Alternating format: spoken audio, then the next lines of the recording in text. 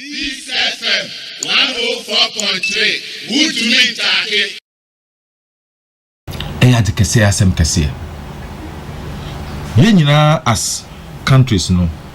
Ye ya say amata edu dalima of a ghost. Ya ko jira nkwantifi. Ye ko enimu ye ba ye chintu because ya see him borders for free trade. Kwame. Yeah, you know, so from we are sending about Jeremiah 29:11.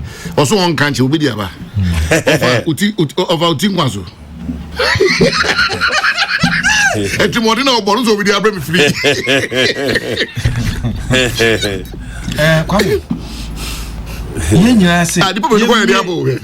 Borders.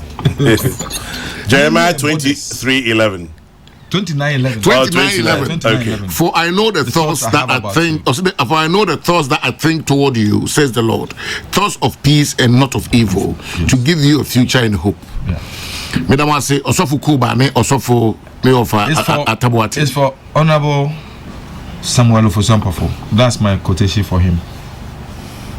Kwame Nemikan say, "Ose ye be a body sir, ebeboa."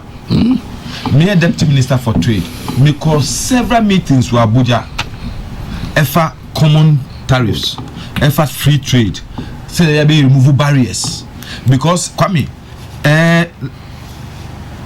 studies among 4 years say Africa ye trade among yourselves we have close to 300 million markets.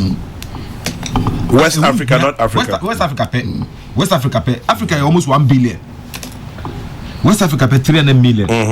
And say ye to me ye barriers in Kahua eboa. Ampa utukwan Africa akọ Nigeria.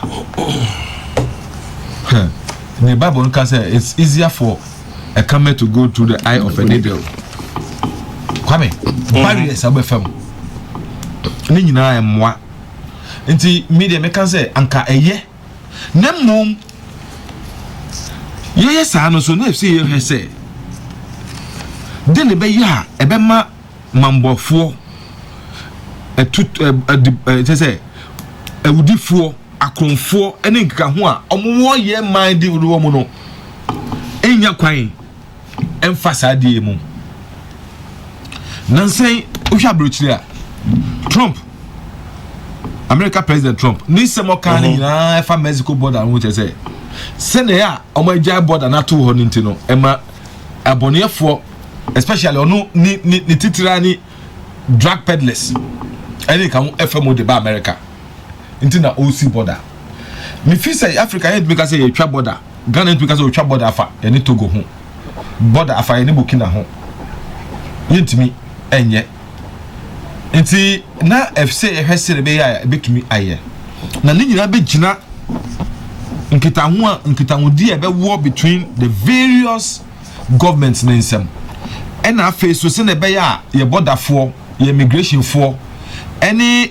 security agencies say police no nka ho se na be o medin insawoso o medin kita ho se na be ya o metumi ama each other support here na ye dia hu omo a on se omo ba oman mu se Ghana omba eso mba Ghana na Ghana for so a se e be kwa mo ko Nigeria se na be ya betumi asi bone ene nka ho ano na kopa ne say sentumi hihye saade enti se na esi kan wo Ghana ha pebe saa so na Nigeria for so ka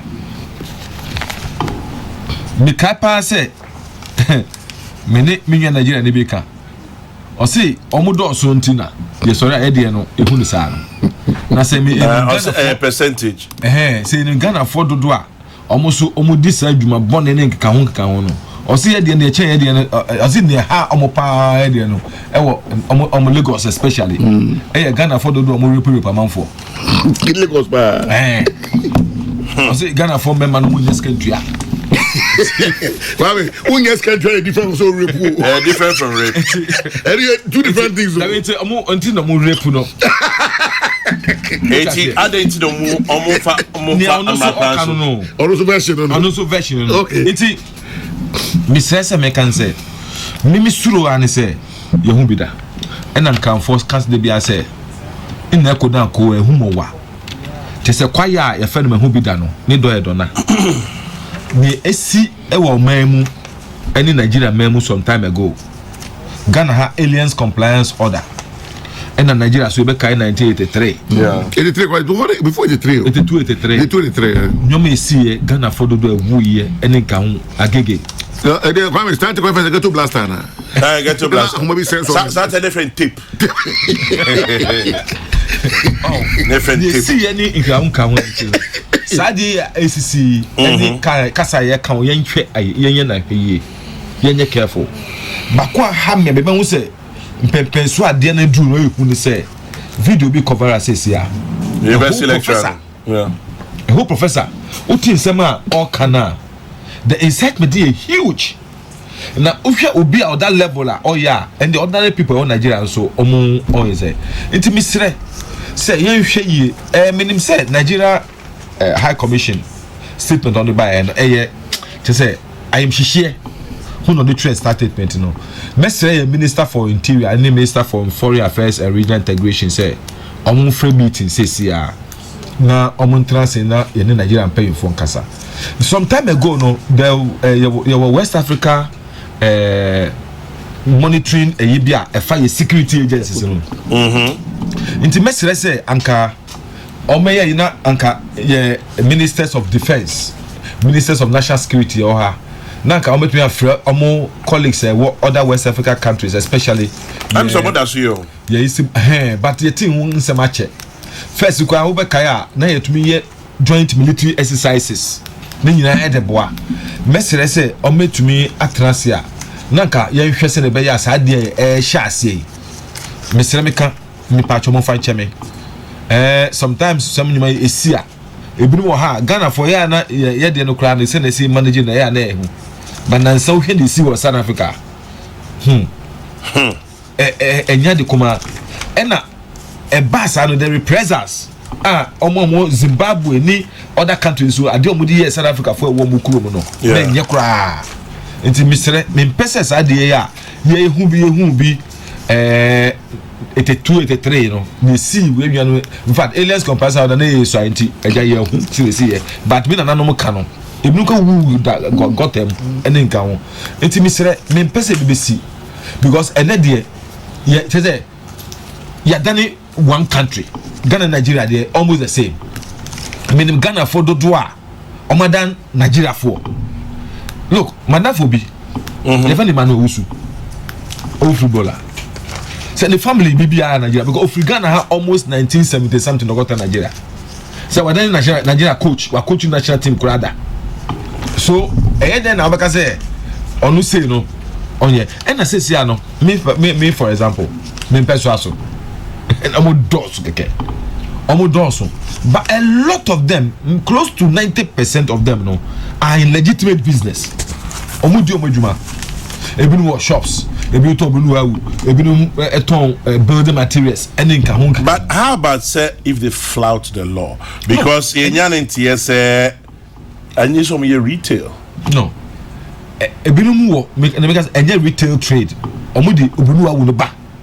import some of your wholesale the yes wholesale omo de ba omo ne arrange manum the starting sa business no omo de ba articulator tracks no mo de aba no mo jama Ghana for no among for you know in bills no mo ko fa ba eno mo ye legitimate business e bring so dealing building materials omo de ba no mo jama no mo ko enti na retail trade can no come and see the foreigners, no, they cannot engage in retail trade in market areas. But that's what in market areas. That's what the Ghana investment law says. But that's what you. What's it? That's what more. Okay, time I deputy trade. Yes, okay. Okay, Santa can buy. Because you were there in the heat. Yes. I mean, and it's not me be some. Mashada na me be some. So be a legitimate business. Mra say anything. Sana uko Balogun marketer. Ghana near only shop and them for so what I say Balogun market and Ghana near say Ghana ni you say who you Ghana na person only shop you must hold the shop in the name of a Nigerian.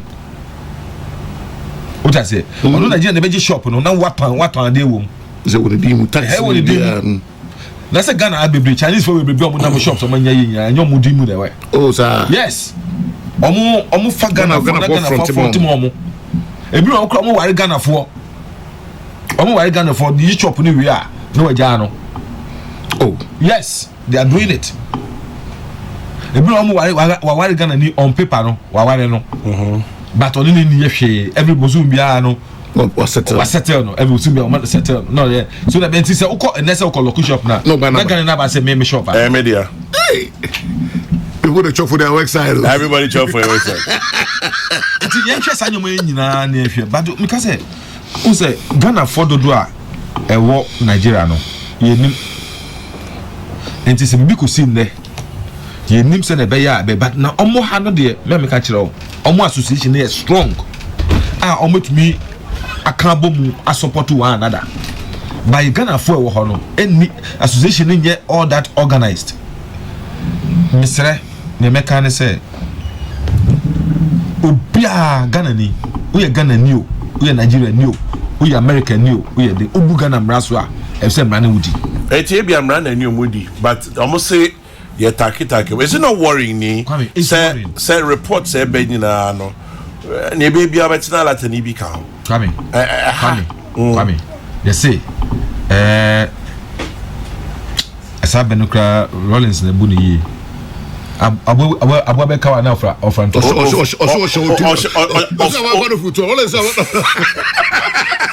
ni as kwa buzo se now o ma se no ba o no se na abo be kawa ofran to kan o she cases abegi na there is always a Ghanaian involved. Of course. There's always a Ghanaian involved. Of course. But what? Of course. Yes. And then me can say, yes, Nigerians will be involved. But Ghana for so. And yeah, you say, usually crimes we are is alien to Ghana. We've made it we've made our own. Near Ghana for any union signing Kamono, no more Omakofa, amount for the aba.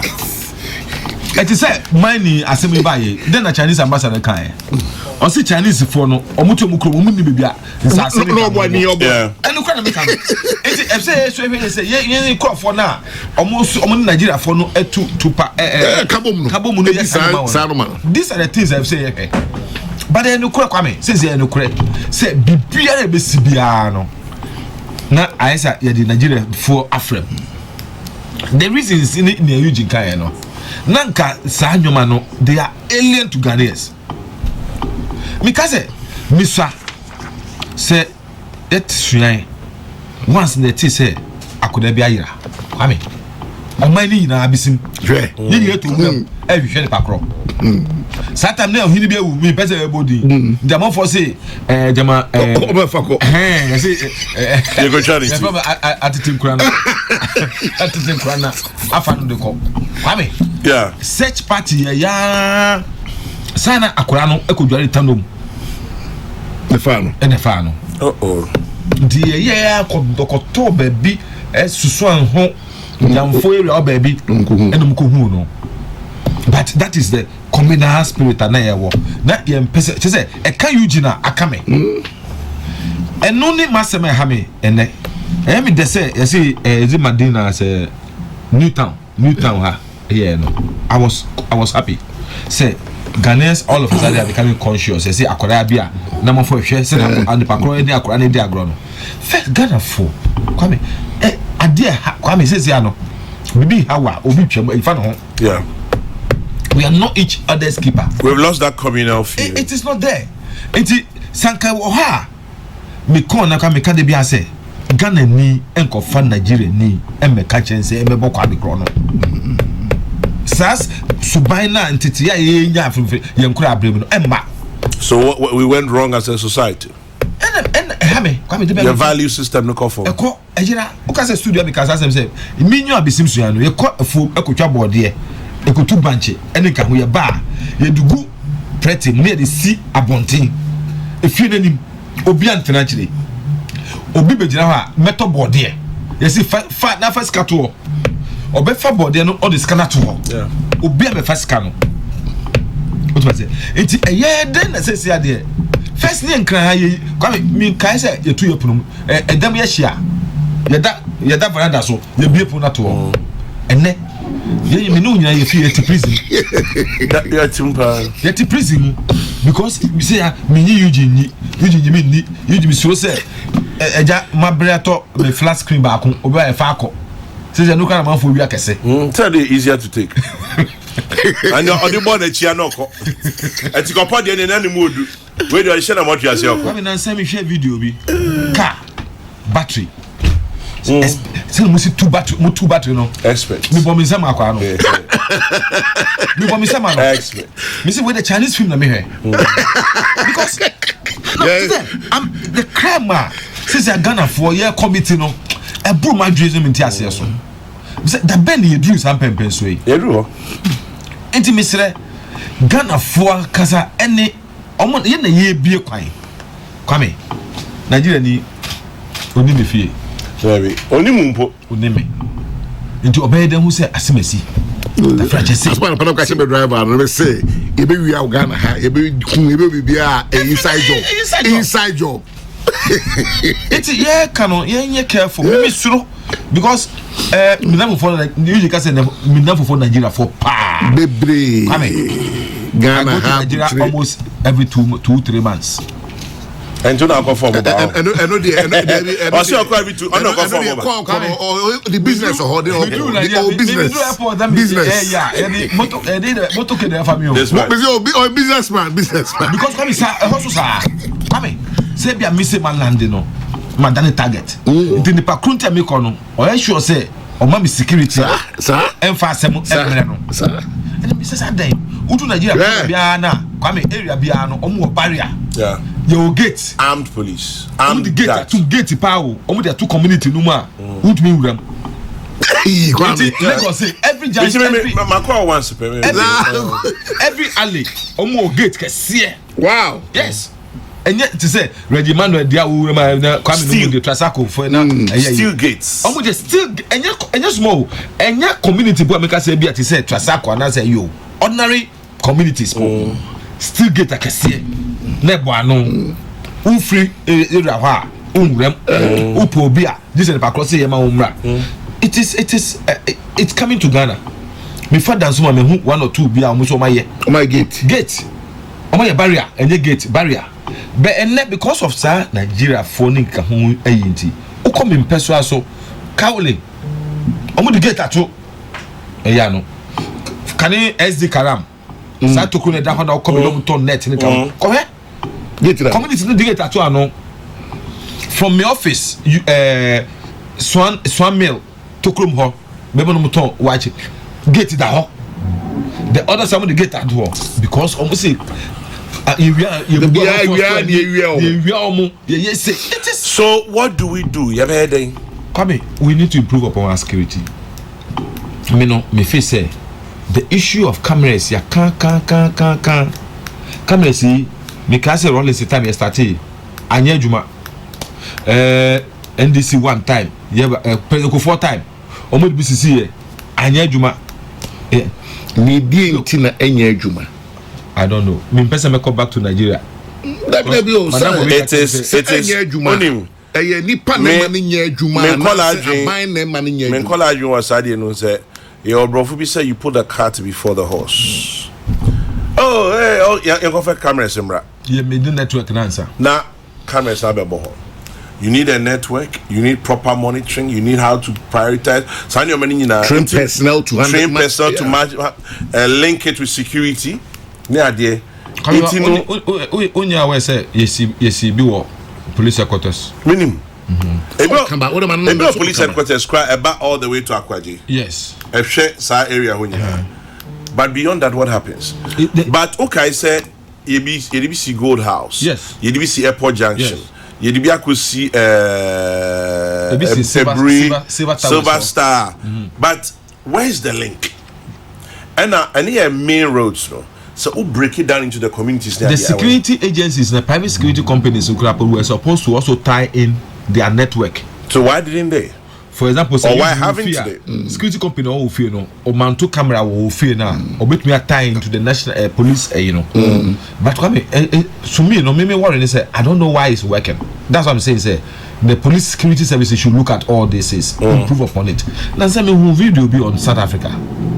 Kwame, and yes small. She said, I said the whole Joburg, you know. Kwame, see when him. Yeah. Bibia. I said the if it cars or the camera and see me question police vehicles more. Can you move and yet on a more recording incidents. Yes, we have said it makes me do because me come me say if as a country, as a government, as me I'm part of government as an MP, say government the budget about the expenditure be about approval alone be about parliament say this is what we want to do to build our security infrastructure. Let me say that will provide me the security and the safety. I will debate for it. No, you cannot unless your party decides. No, because of the whip system in parliament. I'll give you this example. One says MPP are buying Eddie Yinba. Now say your fans say it will cost $50 million. First, want to find out why they buy. Why they kabari we chiri. Kabari. Why they kabari we chiri. Company it's not everything that we go that way. But we've observed parliament for more than 25 years. We know there are so many issues. A lot of things. We will consensus. It's amazing. It's amazing. Kwame, when you enter parliament, 95% of the things consensus. MPP businessman at the buy. And in reverse, someone I'm going to buy ya. Where do you stand on me? Oh, that's it. Me example. Say, you not transfer passé. At the end of the port expansion. Port MPS. No, Takrady there. Takrady port. That time man to Kobe Mensanum. How many court? Okay.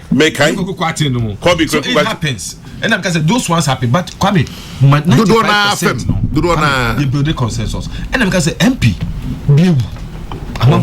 Obi could try to fear Kuno. Yeah. Until we MP no for consistently since that time no. We talk about our security, and we talk about the security of the nation. Deciding about parliament, I'm not sure say any MP. Sorry, I can say ompany. Obi Semen can't just say tell Neil and Vander Point to see what he doesn't know. He should come to Kumasi Magazine and see how the Nigerians are engaged in retail trade. They should report them to authorities. One of the shops, Mamo. Felix in Kumasi. One of the shops, Mamo. There are about 20 Nigerians living in a single room in Aguna Swedru. Rumors have it that they are responsible for unsuccessful kidnappings in Swedru. So go and tell the police. Yes. Kumasi or Tembi. They say one kind. I say one kind. One kind. One kind. I said this artist magazine. Some one kind of detail. And then you can nobody shop. Anybody else shop it name.